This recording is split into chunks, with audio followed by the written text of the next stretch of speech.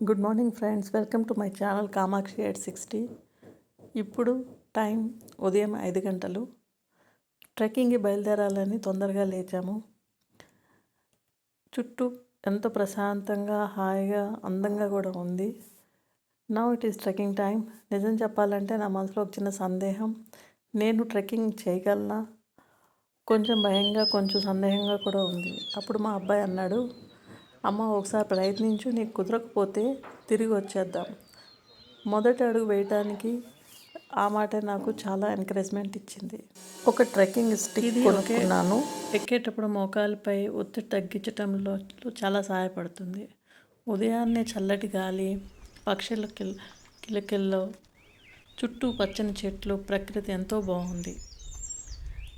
Trek ప్రారంభించగానే Himachal Pradesh ప్రభుత్వం ఏర్పాటు చేసిన ఒక బోర్డు కనిపించింది. అందులో ఒక సందేశం నా మనసును బాగా తాకింది. జంతువులు కూడా చెత్త వెయ్యవు, జంతువుల కంటే అధ్వానంగా ఉండకండి. ఎంత బలమైన సందేశం కదా. మనమంతా ఈ అందమైన కొండలు చూడటానికి వస్తాం, కానీ ఈ ప్రకృతిని పరిశుభ్రంగా ఉంచటం కూడా మన బాధ్యతే. నేను ఎక్కడికైనా వెళ్ళినా ఆ ప్రదేశం మాత్రమే కాదు, చుట్టూ ఉన్న వాతావరణాన్ని కూడా ఎంతో ఆసక్తిగా గమనిస్తూ ఉంటాను. కొద్దిసేపు నడిచాక పెద్ద పెద్ద చెట్లు, వాటి నీడ చాలా మంచిగా కనిపించాయి. చిన్న చిన్న అడుగులు వేస్తూ మధ్య మధ్యలో ఆగి కింద ఉన్న నగరాన్ని చూస్తుంటే ఆ దృశ్యం నిజంగా అద్భుతంగా ఉంది. కొండలు, పచ్చదనం, చల్లటి గాలి అలసటను కూడా కొంతసేపు మర్చిపోయేలా చేశాయి. కొద్దిగా అలసట మొదలవుతుంది. మధ్యలో ఒక మ్యాక్ కూడా విశ్రాంతి తీసుకుంటూ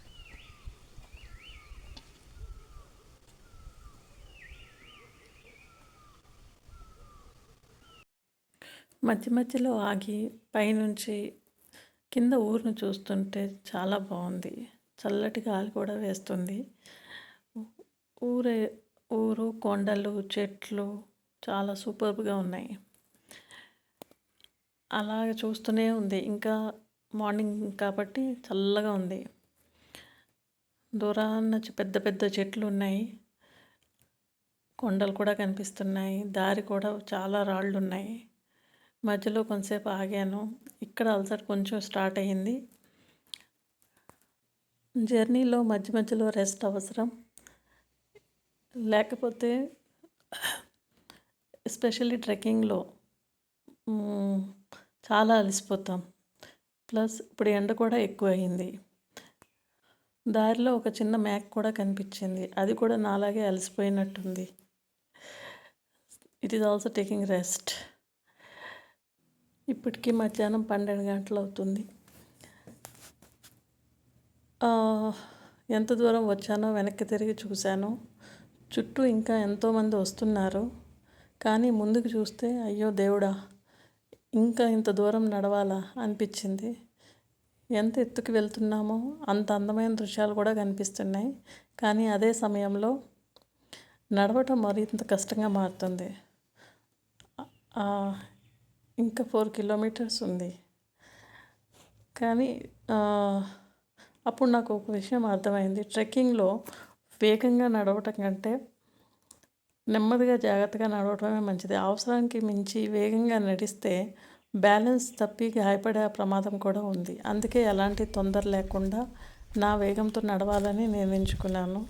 ఒక్కో అడుగు, ఒక్కో ఊపిరి అలా ముందుకు సాగాను.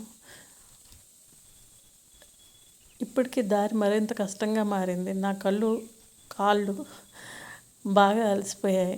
అందమైన అడవి పూలు కనిపిస్తున్నాయి. చుట్టూ భారీ చెట్లు, కొన్ని చోట్ల అడవి అంతా నిశ్శబ్దంగా ఉంది.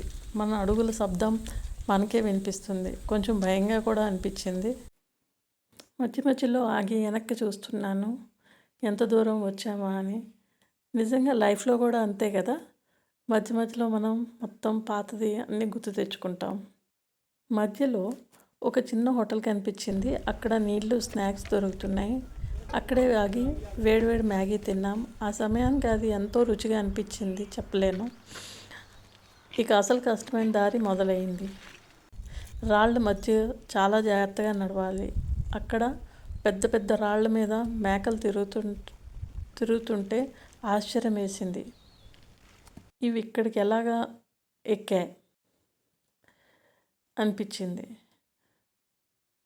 ఇప్పుడు గమ్యానికి దగ్గర పడుతున్నట్టు అనిపించింది. ఎండ చాలా ఎక్కువగా ఉంది. దూరంగా పెద్ద బండలపైన మేకలు కనిపిస్తున్నాయి. అవి పైనుంచి చూస్తున్నాయి. మనుషులు అలా పైకి ఎక్కుతుంటే నాకు అనిపించింది, ఇవి అనుకుంటున్నాయేమో ఈ మనుషులు హాయిగా ఇళ్ళల్లో చల్లగా అన్ని ఫెసిలిటీస్ ఉన్నా ఎంజాయ్ చేయకుండా ఇలా పెద్ద పెద్ద కొండలు రాళ్ళు మధ్యలో ఎందుకు తిరుగుతున్నారు ఏమో. ఫ్రెండ్స్, రీజన్ మీరే చెప్పాలి. కొంచెం ముందుకెళ్తే అదే దారిలో గుర్రాలు కూడా పైకి ఎక్కుతున్నాయి. అవి వచ్చినప్పుడు మనుషులందరూ కొంచెం పక్కకు తప్పుకోవాలి, లేకపోతే మనుషులు పడే ఛాన్సెస్ ఎక్కువ. ఇవి టూరిస్ట్ కోసం నీళ్ళు, ఫుడ్ ఐటమ్స్, గ్యాస్ సిలిండర్ లాంటి అవసరమైన వస్తువుల్ని తీసుకెళ్తున్నాయి. అంత కష్టమైన ఎత్తైన దారిలో కూడా అవి ఎంతో సహనంగా పైకి ఎక్కుతుండటం చూసి చాలా ఆశ్చర్యంగా అనిపించింది. మనకి ఇక్కడ కనిపించేది అందమైన పర్వతాలు, కానీ ఈ అందం వెనుక ఎంతో మంది శ్రమ ఉంది. నేను చాలా నెమ్మదిగా నడుస్తూ చాలా దూరంగా వచ్చేసాను. ఒక సమయంలో నిజంగానే అనిపించింది, ఇక నేను వెళ్ళలేను, వెనక్కి వెళ్ళిపోదామా. ఆ చివరకు గమ్యానికి చాలా దగ్గరగా వచ్చేసాం. ఓ గాడ్, ఆ దృశ్యం చూసిన క్షణంలో ఇంతసేపటి అలసట, నొప్పి అన్నీ ఒక్కసారిగా మాయమైపోయాయి. చివరికి ట్రియూన్ చేరుకున్నాం. ఆ క్షణంలో కలిగిన ఆనందాన్ని మాటల్లో చెప్పడం చాలా కష్టం. మొత్తానికి అయితే ట్రియూన్ వెల్కమ్ బోర్డు దగ్గరికి చేరుకున్నాం. ఇక్కడ మరో బోర్డు కనిపించింది, ఓన్లీ హ్యూమన్ లిట్టర్. మళ్ళీ అదే బలమైన సందేశం, నేచర్ని క్లీన్గా ఉంచమని ఫర్ ప్రజెంట్ అండ్ ఫ్యూచర్. దగ్గరలో ఒక శివాలయం కూడా ఉంది. ఇక్కడ హనుమంతుడి విగ్రహం కూడా ఉంది. ఎంత బాగుందో. No entrance, no fee, no rules. ప్రకృతి మధ్యలో నేను, దేవుడు, అంతే. ఆ ప్రశాంతతను మాటల్లో చెప్పలేను. అక్కడే కొంతసేపు కూర్చోవాలనిపించింది. దగ్గరలోనే చిన్న హోటలు, అక్కడే దాల్ చావల్ తిన్నాం. ఇంత ఎత్తులో కూడా పర్యాటకుల కోసం సదుపాయాలు కల్పిస్తున్న వారిని నిజంగా అభినందించాలి. చల్లటి గాలి, అద్భుతమైన కొండలు, చుట్టూ ప్రకృతి, ట్రియూన్ నుంచి కనిపించే దృశ్యాలు నిజంగా అద్భుతం. కొద్దిసేపు అక్కడే ప్రశాంతంగా కూర్చుని ప్రకృతిని ఆస్వాదించాం. ఇలాంటి ప్రదేశంలో నిలబడి కొండలను చూస్తుంటే మనం చాలా చిన్నగా, మన రోజువారీ టెన్షన్లో ఎంతో చిన్నవిగా అర్థమవుతుంది. Some kind of calmness, ego గిగో అన్నీ పోతాయి. ఈ కొండల్ని ఎన్నిసార్లు చూసినా మళ్ళీ మళ్ళీ తిరిగి చూడాలనిపిస్తుంది. కొంతసేపు చుట్టుపక్కల ప్రదేశాలు చూసి రెస్ట్ తీసుకున్నాను. ఎంతో హాయిగా ఉంది, ప్రశాంతంగా ఉంది. కానీ తిరుగు ప్రయాణం మొదలు పెట్టాలి కదా. సో బాయ్ బాయ్ ట్రియూన్. తిరిగి వస్తుండగా 500 మీటర్ల బోర్డు కనిపించింది. దాన్ని చూసి నేను చేతులు జోడించి నమస్కారం అన్నా. ఎందుకంటే ఇక్కడి నుంచే అసలు ఎక్కటం చాలా కష్టం. సో ట్రియూన్ ట్రెక్ ఒక sweet memory in my life. మరుసటి రోజు ఉదయం ట్రెక్ విజయవంతంగా పూర్తి చేశామనే ఆనందంతో నిద్ర లేచాను. హోటల్ దగ్గర అందమైన పూలు, చెట్లు. ఆ ఉదయం ఎంతో ప్రశాంతంగా అనిపించింది. తిరుగు ప్రయాణానికి ముందు గల్లు మాత ఆలయాన్ని కూడా దర్శించుకున్నాం.